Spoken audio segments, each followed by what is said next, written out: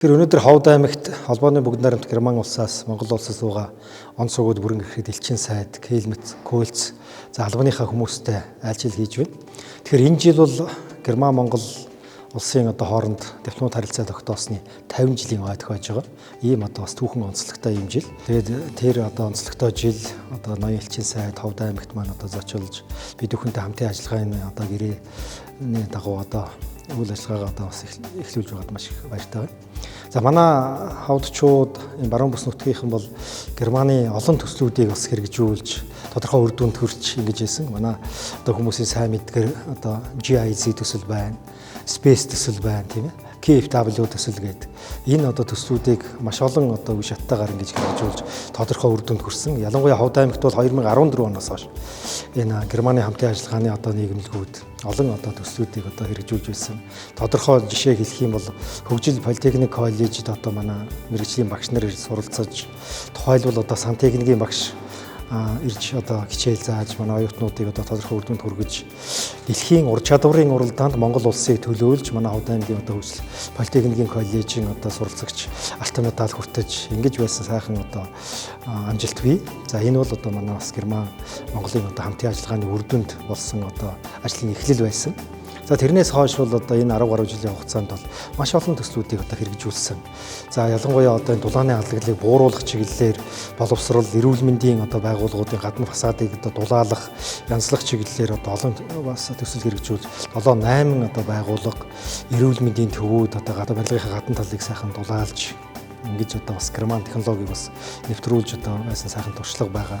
За дээрээс нь байгаль хамгаалах үйл ажиллагаанд бол маш их олон ажлуудыг хийж хамтарч ажиллаж байгаа. Өнөөдөр ихэд бид бүхэн ноён элчин сайдтай хамтраад Мөхөрхөн уулын улсын зохицуулалт газрын байгаль орчны байцаагч нарт мотоцикл гардуулж байна. Тэгэхээр энэ байгаль орчин чиглэлийн ажиллаж байгаа хүмүүсийг дүрм товцтой болгох, мотоциклтэй болгох, техник тоногд хөөрөмжөөр хангах гэд маш олон үйл ажиллагааг хэрэгжүүлж байгаа.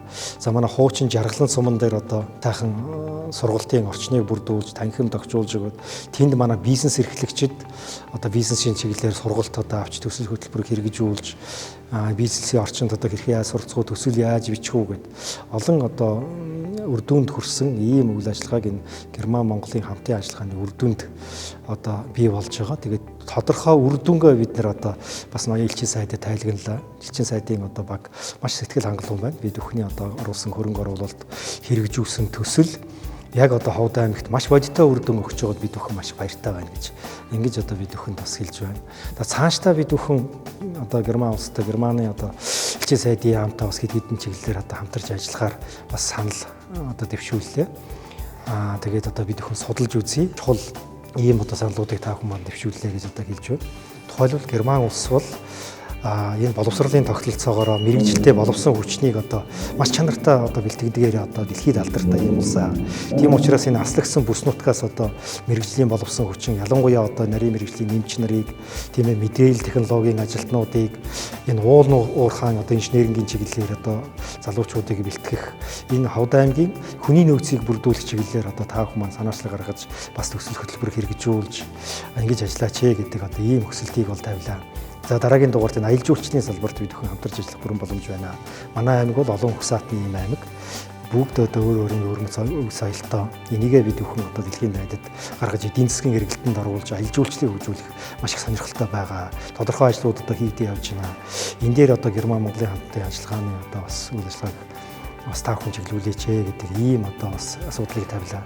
За дээрээс нь энэ ер нь зүгээр байгаль экологийн тэнцвэр алдагдж байгаа зүйл бол зөвхөн Монгол улсаас биш энэ баруун бүс нутгийн дэлхийн хүн төрөлхтний гол асуудал болж байгаа.